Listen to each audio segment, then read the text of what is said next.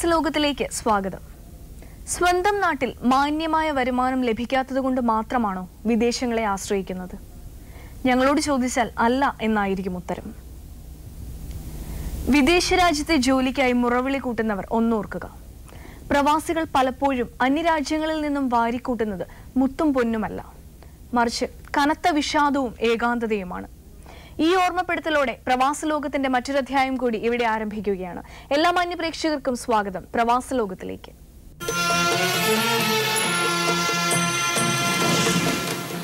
നവോദയ സാംസ്കാരിക വേദി Navodaya port unit അംഗം സുജിത് മണിയുടെ കുടുംബസഹായ ഫണ്ട് വിതരണം ചെയ്തു. തിരുവനന്തപുരത്ത് ആറ്റിങ്ങൽ തനിവിള സാമൂഹ്യക്ഷേമ കേന്ദ്രത്തിൽ സംഘടിപ്പിച്ച പൊതുപരിപാടി ആറ്റിങ്ങൽ MP ഡോക്ടർ സമ്പത്ത് ഉദ്ഘാടനം ചെയ്തു. സുജിത് മണിയുടെ അമ്മ ലാലയ്ക്ക് നവോദയ സാംസ്കാരിക വേദിയുടെ പ്രഖ്യാപിതമായ അംഗങ്ങളുടെ മരണാനന്തര കുടുംബസഹായ ഫണ്ട് വിതരണം ചെയ്തു. ദമാം ടൗൺ ഏരിയ കമ്മിറ്റി അംഗം സുഭാഷ് തനിവിള സ്വാഗതം പറഞ്ഞ ചടങ്ങിൽ ആറ്റിങ്ങൽ MLA B സത്യൻ അധ്യക്ഷനായിരുന്നു.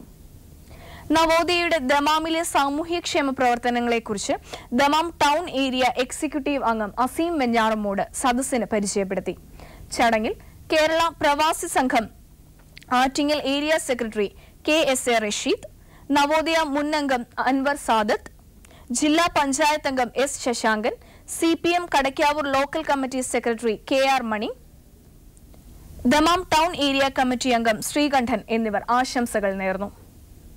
കേരള പ്രവാസി സംഘം CPM ജില്ലാ committee, area committee, local committee, branch committee നേതാക്കളും നാട്ടുകാരും പരിപാടി വിജയിപ്പിക്കുന്നതിനാവശ്യമായ സഹായ സഹകരണങ്ങൾ നൽകി.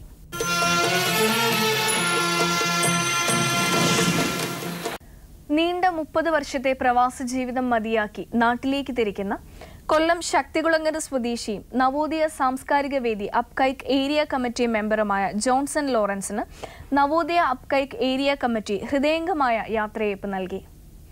ഏരിയ കമ്മിറ്റിയുടെ ഉപഹാരം ഏരിയ പ്രസിഡന്റ് നാണു സമ്മാനിച്ചു.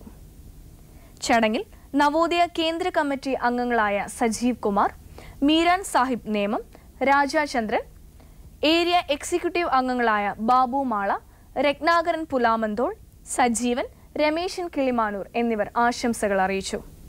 യാത്രയയപ്പിന് ജോൺസൺ ലോറൻസ് നന്ദി അറിയിച്ചു. 19 വർഷങ്ങൾക്ക് മുൻപ് ദുബായിലേക്ക് കൺസ്ട്രക്ഷൻ ജോലിക്കായി പോയതാണ് തിരുവനന്തപുരം കിളിമാനൂർ സ്വദേശി യൂനസ്. 2007 ഓഗസ്റ്റിലാണ് ഇദ്ദേഹം അവസാനമായി നാട്ടിൽ വരുന്നത്. ശേഷം 6 മാസങ്ങൾ ഇദ്ദേഹം ഫോണിലൂടെ വീടുമായി ബന്ധപ്പെട്ടിരുന്നു. എന്നാൽ പിന്നീട് ഒരിക്കലും യൂനസ് വീട്ടിലേക്ക് വിളിച്ചിട്ടില്ല. ഇദ്ദേഹം നാട്ടിലെത്തിയിട്ടുണ്ട് എന്നാണ് റഹ്മത്തിന് ലഭിച്ച വിവരം. ഭാര്യ റഹ്മത്തും 2 കുട്ടികളും ഇന്നും പ്രാർത്ഥനയോടെ കാത്തിരിക്കുകയാണ് യൂനസിനെ. നമുക്ക് ഇവരോട് തന്നെ ചോദിച്ചു നോക്കാം യൂനസിനെ കുറിച്ചുള്ള വിശദ വിവരങ്ങൾ. യൂനസ് വന്നിട്ട് 8 കൊല്ലായി അല്ലേ? 8 കൊല്ലത്തിൽ കൂടുതലായി അല്ലേ? യൂനസ് എങ്ങനെയുള്ള ആളാ? കുഴപ്പമില്ല, നല്ല സ്വഭാവമൊക്കെയാണ്. ഇതിനു മുമ്പ് ഞാൻ വന്ന 2 പ്രാവശ്യം, ഒരു പ്രാവശ്യം ഞാനും 2 കുട്ടികളും കൂടെ അത് 2003 യൂനസ് ദുബായിലുണ്ടോ ഇവിടെ നാട്ടിലുണ്ടോ? ഇവിടെ കരിപ്പൂരിലത്തേക്ക് വിസ ക്യാൻസൽ ചെയ്ത് കയറിയെന്നു. എന്തോ പിന്നെ ഒരു വിവരമില്ല. അവിടെ നമ്മള് കഴിച്ചോ എന്തോ ഇവിടെ ഉണ്ടോ എവിടെ പോയെന്ന് അറിഞ്ഞൂടാ. ഇവിടെ കരിപ്പൂരിലത്തേക്ക് വിസ ക്യാൻസൽ ചെയ്തെന്ന് കയറിയെന്ന് മാത്രം നമ്മൾ അറിഞ്ഞു. കമ്പനിയിൽ തിരക്കിയപ്പോഴേ അത് തോനെയായി. വർഷമൊന്നും അറിയാൻ വയ്യ. നമ്മളിവിടെ വന്നത് 2013 ഇവിടെ വന്നത്. മുമ്പാണ്. അതിനുശേഷം നമ്മളിവിടെ ഒരിക്കൽ വന്നത്. കരിപ്പൂരിലത്തേക്ക് വിസ ക്യാൻസൽ ചെയ്ത് കയറിയെന്നും പറഞ്ഞു. ഇപ്പൊ 2 പെൺകുട്ടികളായിരുന്നു. അങ്ങനെ ഒരു കുട്ടിയെ ഇപ്പൊ അയച്ചു. ഇനി ഒരു കുട്ടിയുണ്ട്. സ്കൂളിൽ ചെറിയ ജോലിയുണ്ട്. ജോലിയുണ്ട്. അവിടെ ഗൾഫിൽ നിന്ന് 2 പ്രാവശ്യം വന്ന് ഗൾഫിൽ നിന്നപ്പം തന്നെ ഇത്തിരി വസ്തു മേടിച്ച് അതിലൊരു നല്ലൊരു വീടൊക്കെ വെച്ച് പണിയൊക്കെ തീർന്നേ. പക്ഷെ പണി തീർന്ന് ഇനി ഒരുപാട് പണിയുണ്ട്. അതിനുശേഷമാണ് 2 പെൺകുട്ടികളിൽ ഒരു കുട്ടിക്ക് പെട്ടെന്ന് ഒരു ആലോചന വന്നു. ഇവിടെ കണിയാപുരം പെരുമാതുറയാണ് കൊണ്ടുവന്ന. കുട്ടി അയച്ചു. അപ്പം മോള് പ്രസവിച്ച് കൊച്ചു മരിച്ചു. അപ്പം ഈ 20 സെന്റും വസ്തുവും കിടക്കുന്നത് ഭർത്താവിൻ്റെ പേരിലാണ്. കൊച്ചിന് കൊടുക്കാൻ വെക്കണില്ല. നോക്കാം നമുക്ക്. പിന്നെ ഇളയ കുട്ടിക്ക് 17 വയസ്സായി. കല്യാണം കഴിക്കാറായി. കല്യാണം ആലോചനയൊക്കെ വരണം. യൂനസ് 8 വർഷമായിട്ട് അപ്രത്യക്ഷമായ ആളാണ്. കരിപ്പൂരിൽ വിമാനം ഇറങ്ങിയിട്ടുണ്ടെന്ന് പറയുന്നു. ഇവര് ഒരു പ്രാവശ്യം ഞങ്ങളുടെ അടുത്ത് വന്നു. 2 പ്രാവശ്യം വന്നു. 2 പ്രാവശ്യം നാട്ടിൽ വന്നു. 3-ാം പ്രാവശ്യം വന്നിട്ട് പോയതാണ്. അല്ല, ഇപ്പൊ ഈ വന്നിട്ട് 8 വർഷമായില്ലേ? അന്വേഷണം വന്നിട്ടില്ല. അതിലിപ്പോ വന്നിട്ടുണ്ടെന്ന് പറഞ്ഞു. നിങ്ങൾ കണ്ടിട്ടില്ല. ഇപ്പൊ നാട്ടിലുണ്ടെന്നല്ലേ പറയണത്. ഇപ്പോ അദ്ദേഹം കേരളത്തിലുണ്ടെന്നാണ് യൂനസെ പറയണത്. നിങ്ങളെ പറ്റി യാതൊരു വിവരമില്ല. നിങ്ങൾ മകളെ കെട്ടിക്കാനായിട്ട് നിൽക്കുന്നുണ്ട്. ഇതിനു മുമ്പ് ഇവിടെ വന്നിരുന്നു. അവരെ സഹോദരന്മാരെല്ലാം മുടക്കിയിട്ടാണ് നിങ്ങളെ പറ്റി ഒന്നും പറയണ്ട എന്ന് പറഞ്ഞുകൊണ്ടാണ് അവർ ഞങ്ങളത് ഇല്ലാണ്ടാക്കിയത്. ഞങ്ങളിപ്പോൾ നിങ്ങളെ ചീത്ത പറയാനോ തൂക്കിക്കൊല്ലാനൊന്നും പോകുന്നില്ല. ഞങ്ങൾ നിങ്ങളെ എങ്ങനെയെങ്കിലും കുടുംബത്തിലേക്ക് കൊണ്ടുവരാൻ പറ്റുമോ എന്നുള്ളത് മാത്രമേ നമ്മൾ നോക്കുന്നുള്ളൂ. അപ്പോൾ യൂനസ് കേരളത്തിൽ എന്തിനാ തിരിഞ്ഞു കളിക്കണത്? കുടുംബത്തിലേക്ക് വന്നൂടെ? എന്താ അതിൻ്റെ കാരണം എന്ന് മനസ്സിലായില്ല. അവിടെ കമ്പനിയിൽ ചോദിച്ചപ്പോൾ നിങ്ങളുടെ വിസ ക്യാൻസൽ ചെയ്തിരിക്കുന്നു, നിങ്ങൾ നാട്ടിലേക്ക് പോന്നിരിക്കുന്നു എന്നാണ് പറയുന്നത്.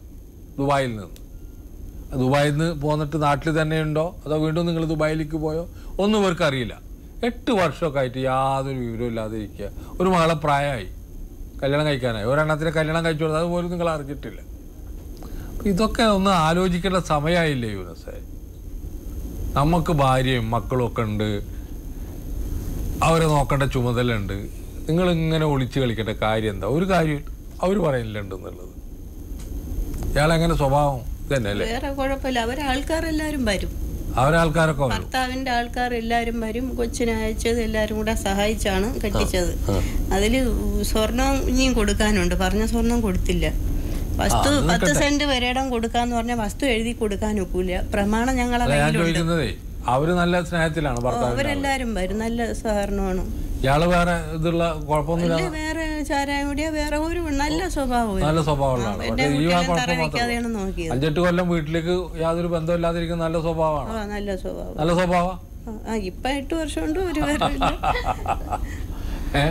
അപ്പോ യൂനസ് 8 കൊല്ലമായിട്ട് വീട്ടിലേക്ക് കത്തൂല്ല വിവരമില്ല എന്നുള്ളതും അവർക്ക് കുഴപ്പമൊന്നുമില്ല എന്നുള്ളതല്ലേ പറഞ്ഞത്. അത് നല്ല സ്വഭാവം എന്നാ പറഞ്ഞു.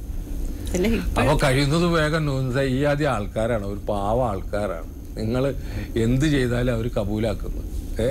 എന്ത് ചെയ്താലും ഓക്കെയാണ്. അങ്ങനത്തെ മനുഷ്യൻ എന്തിനാ അവർ പറഞ്ഞു നിങ്ങളിൽ ഒരു കുറ്റമില്ല, നല്ല മനുഷ്യനാണ്, നിങ്ങളെന്ത് നല്ല മനുഷ്യനാണ് എനിക്ക് മനസ്സിലാവില്ല. കുടുംബം നോക്കാത്ത ആള് എങ്ങനെ നല്ല മനുഷ്യനാവുക? കുടുംബം നോക്കുമ്പോഴല്ലേ നന്നാവുക. എന്നിട്ടും നിങ്ങളുടെ ഭാര്യ പറഞ്ഞു നിങ്ങൾ നല്ല മനുഷ്യനാണെന്ന്. എങ്ങനെ എനിക്ക് മനസ്സിലായില്ല.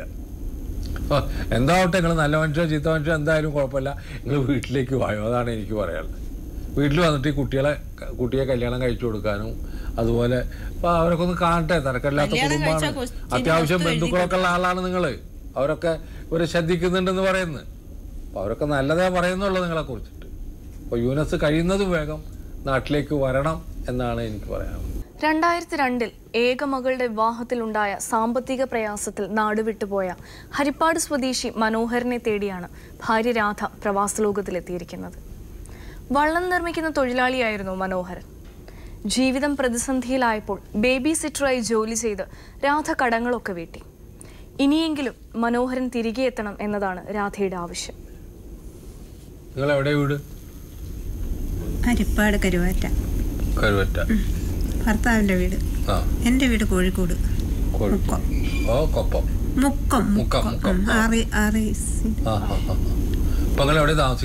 ഭർത്താവിന്റെ വീട്ടിൽ തന്നെ കല്യാണം കഴിച്ചു കഴിഞ്ഞാൽ താമസിക്കുന്നത്. ഹരിപ്പാട് കരുവാറ്റ. അപ്പൊ ഈ 12 വർഷമായില്ലേ പോയിട്ടില്ലേ? 13 ജൂൺ 2 വരുമ്പോ ജോലി ചെയ്തിരുന്ന എവിടെയാ? നാട്ടിൽ തന്നെയൊക്കെ ജോലി ചെയ്യുമായിരുന്നു. വള്ളത്തിന്റെ പണി. ആ ഒരു കുടുംബം. പുള്ളി ഇവിടുന്ന് വന്ന് അച്ഛനും അമ്മയൊക്കെ ആയിട്ട് എന്തോ പ്രശ്നം ഉണ്ടായി വന്നതാ. അവിടെ വന്ന് ഞങ്ങളെ വീടിന്റെ അടുക്ക ജോലി ചെയ്ത് അങ്ങനെ ഞങ്ങൾ കണ്ട് ഇഷ്ടപ്പെട്ട് കല്യാണം കഴിച്ചതാണ്. മക്കളൊക്കെ? ഒരു മോളുണ്ട്. മോളെ ഭർത്താവ് കല്യാണം കഴിച്ചേക്കുന്ന മോളെ കല്യാണത്തിനാണ് കടായത്. അതെ. എത്ര രൂപ കടായി? 2 ലക്ഷം രൂപ. 2 ലക്ഷം രൂപ കടായനാണ് നാട് വിട്ടത്. ആയിരിക്കാം. അത് വീട്ടാൻ ഒരു മാർഗമല്ല. കടക്കാർ നിർത്താതെ വന്നപ്പോഴാണ് നാട് വിട്ട് എന്നോട് പറഞ്ഞു. ഞാൻ കോഴിക്കോട് അവിടെ ബേപ്പൂര് കടപ്പുറത്ത് വള്ളത്തിന്റെ പണിയുണ്ട്, അങ്ങനെ ആരോ പറഞ്ഞിട്ടുണ്ട്, അതുകൊണ്ട് ഞാൻ അവിടെ ജോലിക്ക് പോവുകയാണ്. പൈസ കിട്ടിയാൽ ഇച്ചിരി പലിശയെങ്കിലും ആർക്കെങ്കിലും കൊടുത്ത് നിൽക്കാമല്ലോ, നീ നാട്ടിൽ പിടിച്ച് നിൽക്കുക, അല്ലെങ്കിൽ നീ നിൻ്റെ വീട്ടിൽ കൊണ്ടാക്കാമെന്ന് പറഞ്ഞു. ഞാൻ പറഞ്ഞു ഇല്ല, ഞാൻ വരുന്നില്ല, നമ്മളെ കുഞ്ഞിൻ്റെ കല്യാണം കഴിച്ചു കഴിഞ്ഞാൽ അത് മാത്രമല്ലല്ലോ നമ്മുടെ കടമ, ബാക്കി കുറേ കാര്യങ്ങൾ നമുക്കില്ലേ, അതുകൊണ്ട് പറഞ്ഞു ഞാൻ വരുന്നില്ല, ഞാൻ എങ്ങനെയെങ്കിലും ഇവിടെ പിടിച്ചു നിന്നോളാം, നിങ്ങൾ പോയിട്ട് കഴിയുന്നത് അയച്ചു തരുവേ, എന്തെങ്കിലും സഹായിക്കുകയോ ചെയ്യാൻ പറഞ്ഞു. അങ്ങനെ എന്നോടും മോളോടും കൂടെ യാത്ര ചോദിച്ച് ഒരു ഷർട്ടും ഒരു മുണ്ടും എടുത്ത് പൊതിഞ്ഞു പോയ മനുഷ്യനാണ്. ജൂൺ 2-ാം തീയതി 8 മണിയായപ്പം വീട്ടിൽ നിന്ന് ഇറങ്ങിപ്പോയതാണ്. പിന്നെ ഇതുവരെ വിളിക്കുവേ പറയുവേ എന്ത് പറ്റിയെന്ന് എനിക്ക് തന്നെ അറിയാൻ വയ്യ. ഞങ്ങളത് കഴിഞ്ഞ് ഈ ബേപ്പൂർ ഞാനും ഈ ഭർത്താവിൻ്റെ ചേട്ടനുമായിട്ട് തിരക്കി ചെന്ന് പുള്ളിയുടെ ഫോട്ടോ ആയിട്ട് ചേട്ടനും എൻ്റെ ചേച്ചിയുടെ മോനും കൂടെ അവിടെ ചെന്നപ്പോഴത്തേക്ക് അവർ പറയുന്നു ഇങ്ങനെ ഒരാൾ ഇവിടെ വന്നിട്ടേ ഇല്ല. പിന്നെ എൻ്റെ പേഴ്സിനകത്തുനിന്ന് ഞാനൊരു ഫോൺ നമ്പർ കണ്ടുപിടിച്ച പുള്ളിയുടെ, അതുമായിട്ട് വിളിച്ചപ്പോഴത്തേക്ക് പത്തനംതിട്ട ഒരു വീട്ടിലാണ്, രാജെന്നും പറഞ്ഞിട്ട്, കുരമ്പാല എന്ന് പറഞ്ഞ സ്ഥലത്ത്. അവിടെയും ഞാനും എനിക്കറിയാൻ വയ്യാഞ്ഞിട്ട് അയലുകാരെയൊക്കെ കൂട്ടി തിരക്കി. അവിടെ ചെന്നപ്പോഴത്തേക്ക് അവർ ഫോൺ വിളിച്ച് ചോദിച്ചപ്പോൾ അവർ പറഞ്ഞു ആളിവിടെ വന്നിട്ടുണ്ടെന്ന്, മനോഹരൻ ഇവിടെ വന്നിട്ടുണ്ട്. അവിടെ ചെന്നപ്പം പറയുന്ന ഈ മനോഹരനല്ല ഇവിടെ വന്നത്, വേറെ ചെണ്ട കൊട്ട് പഠിപ്പിക്കുന്നൊരു മനോഹരനാണ്. അവിടുന്ന് ഞാൻ തിരിച്ച് വന്ന് അപ്പോൾ എല്ലാവരും പറഞ്ഞു ഇത്രയും കാലമായില്ലേ, നമ്മൾ കടവായിട്ട് പോയതല്ലേ, അതുകൊണ്ട് നമുക്കൊരു പെറ്റീഷൻ എഴുതി ഹരിപ്പാട് പോലീസ് സ്റ്റേഷനിൽ കൊടുക്കാം. അവിടെ കൊടുത്തു കഴിഞ്ഞപ്പോഴത്തേക്ക് പോലീസ് പറഞ്ഞു അയാൾ എവിടെയെങ്കിലും പോയി വലിയ കല്യാണം വല്ലതും കഴിച്ച് കാണും, ആൾ ചെറുപ്പം, അന്ന് 42 വയസ്സേ ഉള്ളൂ കക്ഷിക്ക്, ചെറുപ്പത്തിലേ ഞങ്ങൾ കല്യാണം കഴിച്ചതാണ്. അങ്ങനെ പറഞ്ഞപ്പോഴത്തേക്ക് പിന്നെ എനിക്ക് ഗത്യന്തരമൊന്നുമില്ല, പിന്നെ ഞാൻ മുഖ്യമന്ത്രിക്ക് ഒരു പരാതി അയച്ചു. പരാതി അയച്ചതിൻ്റെ അത് പുള്ളി ഓർഡർ ഇട്ട് ഒന്നും കൂടെ അന്വേഷിക്കാനായിട്ട്. അങ്ങനെ കുരമ്പാല എന്ന് പറഞ്ഞ സ്ഥലത്ത് വീണ്ടും ഇവർ പോകാൻ പറഞ്ഞു. ഞാൻ വീണ്ടും ഒരാളെ കൂട്ടി പോയി അന്വേഷിച്ചു. അപ്പോൾ അവർ പറഞ്ഞു അവിടെ ഒരു രക്ഷയുമില്ല എന്ന് പറഞ്ഞു. പിന്നെ ഞാൻ തിരിച്ച് വീട്ടിൽ വന്നു. അപ്പോഴത്തേക്ക് കടക്കാരനെ നിർത്തുന്നേ ഇല്ല. ഈ മക്കളെ വീട്ടിൽ വരെ ചെന്ന് 1 കിലോമീറ്റർ അകലേ ഉള്ളൂ. ഇവരെയും കൂടെ ശല്യപ്പെടുത്താൻ തുടങ്ങി കടക്കാർ. പിന്നെ എനിക്കൊരു നിവൃത്തിയില്ല. അങ്ങനെ വണ്ടാനത്തുള്ളൊരു കുട്ടി, പിന്നെ മദ്രാസിൽ IIT കോളേജിൽ പ്രൊഫസർ, പുള്ളിയുടെ ചേച്ചി ഇവൻ്റെ അടുക്കലാണ് താമസിക്കുന്നു. നിനക്ക് പോകാവോ? അന്ന് ആ കുട്ടി ഗർഭിണിയാണ്. ആ സമയത്ത് ഞാൻ പോയി കടം വീടണ്ട. അവിടെ ചെന്ന് 2500 രൂപയ്ക്ക് ആദ്യം തൊട്ട് ജോലി ചെയ്ത് ഇപ്പം 7000 രൂപ വരെ ഉണ്ട്. അങ്ങനെ കുറേശ്ശെ കൊണ്ടുവന്ന് പലിശ കൊടുത്തിട്ട് എനിക്ക് വീട്ടാനേ കഴിയുന്നില്ല. പിന്നെ ഞാൻ എല്ലാവരോടും കാല് പിടിച്ച് പറഞ്ഞു എനിക്ക് ആർക്കും പലിശ തരാൻ പറ്റത്തില്ല, എൻ്റെ മകൾക്കൊരു ജീവിതം ഉണ്ടായത്, എനിക്കത് വീട്ടിലേ പറ്റത്തുള്ളതുകൊണ്ട് മുതൽ തന്ന് ഞാൻ നിർത്താമെന്ന് പറഞ്ഞു. അങ്ങനെ എല്ലാവരും പിന്നെ ആദ്യം ആരും സമ്മതിച്ചില്ലെങ്കിലും പിന്നെ എല്ലാവരും മുതലെങ്കിലും കിട്ടട്ടെ, അങ്ങനെയല്ല എല്ലാവരും വിചാരിക്കുക. അങ്ങനെ മുതലെങ്കിലും കൊടുത്ത് ഈ അങ്ങേ വർഷമാണ് എൻ്റെ കടം മുഴുവനും തീർന്നത്. അപ്പോൾ എനിക്ക് എൻ്റെ വീടും ഇല്ല, ഒന്നുമില്ല. ഒരു അമ്മായിയമ്മ ഉണ്ടായിരുന്നു, 2 വർഷം കഴിഞ്ഞപ്പോൾ പുള്ളി മരിച്ചുപോയി. അത് കാരണം വീട് നോക്കാനും ആരും ഇല്ല. ഇവർക്ക് 2 കുഞ്ഞുങ്ങളും എൻ്റെ മോളുമായിട്ട്, അച്ഛനും അമ്മയൊക്കെ ഉണ്ട്. അവളും അച്ഛൻ പോയതിൻ്റെ ആ ഒരു തകർച്ചയിൽ അങ്ങനെ സ്നേഹിച്ച് വളർത്തിയതാണ്. ആരും അത്രയും സ്നേഹിച്ച് കാണത്തില്ല ഒരു മകളെ, അത്ര സ്നേഹിച്ച് വളർത്തിയതാണ് എൻ്റെ കുഞ്ഞിനെ. അവർക്ക് 2 കുഞ്ഞുങ്ങളുണ്ട്, ഒരാണും ഒരു പെണ്ണും. അതിനെ കാണാൻ പോലും ഒരു ഭാഗ്യമില്ലാത്തൊരു മനുഷ്യനായി പോയി. എനിക്ക് ഒരു ദിവസം പോലും എനിക്ക് സങ്കടപ്പെടാത്തൊരു ദിവസം എൻ്റെ ജീവിതത്തിൽ ഇന്ന് വരെ ഉണ്ടായിട്ടില്ല. ഇത്രയും ഞാൻ പിടിച്ചു നിന്നു. ഇപ്പം എൻ്റെ കടമെല്ലാം വീടിയപ്പോൾ എനിക്ക് ഒരാഗ്രഹം എവിടെയെങ്കിലും, അപ്പോൾ പത്തനംതിട്ടയൊക്കെ ഓരോരുത്തർ കണ്ടെന്ന് പറയുന്നു, ഓരോരുത്തർ പറയുന്ന കൂട്ട് റോഡേ നിൽക്കുന്നത് കണ്ട്, അവിടെ കണ്ട് ഇവിടെ കണ്ട് എന്നൊക്കെ പറയുന്നു. എവിടെയെങ്കിലും ഉണ്ടെങ്കിൽ കടം തീരാഞ്ഞിട്ടാണ്, കടം കൊണ്ടാണ് വരാൻ പറ്റാത്തതെങ്കിൽ കടമെല്ലാം തീർന്നു, വരുന്നെങ്കിൽ വന്ന് മക്കളെയും കണ്ട് സുഖമായിട്ട് ജീവിക്കണം എന്നൊരാഗ്രഹം എനിക്കുണ്ട്. പുള്ളിക്ക് വരാൻ പറ്റുന്നെങ്കിൽ വേറൊരു കെണിയിലും പെട്ടിട്ടില്ലെങ്കിൽ വരട്ടെ എന്നാണ് എൻ്റെ ആഗ്രഹം. വന്ന് ജീവിക്കട്ടെ, വീടും കൂടെ ഉണ്ടാക്കണം. അതെങ്ങനെയെങ്കിലും സാധിക്കുമായിരിക്കും ഈശ്വരൻ നിശ്ചയിച്ച്. ഇത്ര എനിക്ക് സങ്കട കഥയാണ് നമ്മൾ കേട്ടത്. ഇതിലും കൂടുതൽ സങ്കടമുള്ള കഥകൾ നമ്മൾ കുറവേ കേട്ടിട്ടുള്ളൂ. സ്വന്തം മകളുടെ കല്യാണത്തിൻ്റെ കടം വീട്ടാൻ കുടുംബത്തോട് യാത്ര പറഞ്ഞു പോയ മനോഹരൻ ഒരു 13 വർഷത്തിലേറെ ആയിരിക്കുന്നു നാട് വിട്ടുപോയിട്ട്. എന്താണ് പിന്നീട് മനോഹരൻ കുടുംബവുമായി ബന്ധപ്പെടാതിരുന്നത് എന്നുള്ളതാണ് എന്നെ അത്ഭുതപ്പെടുത്തുന്നത്. ദീർഘകാലം മനോഹരൻ്റെ ഭാര്യ സഹിച്ച കഷ്ടപ്പാടുകളും ദുരിതങ്ങളും എല്ലാം നമ്മൾ കേട്ടു. മനോഹരൻ എന്തേ തിരിച്ചു വരാഞ്ഞത് എന്നുള്ളത് തന്നെയാണ് ഇന്നും എൻ്റെ മനസ്സിലുള്ള ചോദ്യമായിട്ട് കിടക്കുന്നത്. മനോഹരനെ ചിത്രീകരിച്ചിൽ നിന്ന് മനുഷ്യസ്നേഹിയായ, വലിയ തോതിൽ കുടുംബസ്നേഹിയായ ഒരാളെയാണ് അദ്ദേഹത്തിൻ്റെ ഭാര്യ വരച്ചു കാട്ടുന്നത്. മനോഹരൻ അറിയാൻ ഒരു കാര്യം ഞാൻ പറയുന്നു, എല്ലാ കടങ്ങളും ഭാര്യ വീട്ടിരിക്കുന്നു. വീട്ടുപണി എഴുത്, മറ്റുള്ള രീതിയിൽ എല്ലാ തരത്തിലുള്ള ബുദ്ധിമുട്ടുകളും കഷ്ടപ്പാടുകൾക്കും ശേഷം ആ അമ്മ, നിങ്ങളുടെ ഭാര്യ ഞങ്ങളുടെ അടുത്ത് വന്നിട്ട് പറയുന്നു, ഞാൻ കടമെല്ലാം വീട്ടിയിരിക്കുന്നു. ഇത്രയും കാലം ഞങ്ങളെ ഏറ്റവും കൂടുതൽ സ്നേഹിച്ച മനുഷ്യൻ എന്തിനാണ് വിട്ടുനിന്നത് എന്ന് യാതൊരു പിടിയും കിട്ടുന്നില്ല. കേരളത്തിൻ്റെ വിവിധ ഭാഗങ്ങളിൽ നിങ്ങളെ കണ്ടതായിട്ട് പലരും പറയുന്നു. പല സ്ഥലത്തും അവർ അന്വേഷിച്ചു പോയി. ബേപ്പൂര് പോയി, മറ്റ് നിങ്ങളുടെ പേഴ്സിൽ നിന്നും നമ്പർ കിട്ടി, അവരുടെ അടുത്ത് പോയി. എല്ലാ സ്ഥലത്ത് പോയപ്പോഴും അവർക്ക് നിരാശ മാത്രമായിരുന്നു ഫലം. ഇനി നിങ്ങളാണ് ആക്ട് ചെയ്യേണ്ടത്. മനോഹരൻ എവിടെയെങ്കിലും ഉണ്ടെന്നാണ് എനിക്ക് തോന്നുന്നത്. നിങ്ങൾക്ക് അധികം പ്രായമൊന്നും ആയിട്ടില്ല. അപ്പോൾ മനോഹരൻ എവിടെയോ ഉണ്ട്. അവർ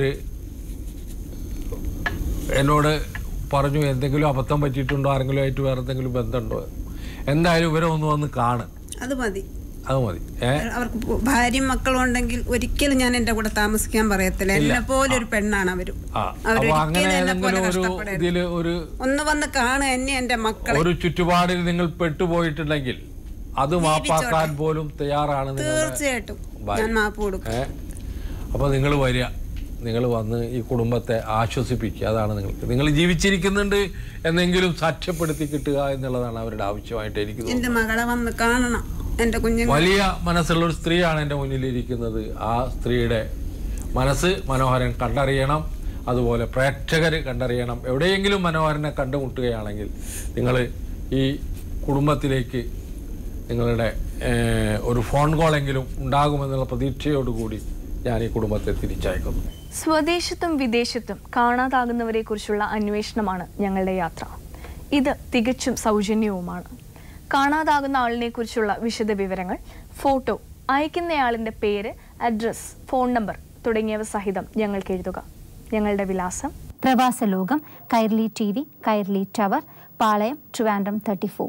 ഞങ്ങളുടെ ഹോട്ട്ലൈൻ മൊബൈൽ നമ്പറുകൾ: കേരളം ഇന്ത്യ, റഫീഖ് റാവുത്തർ 9847920104.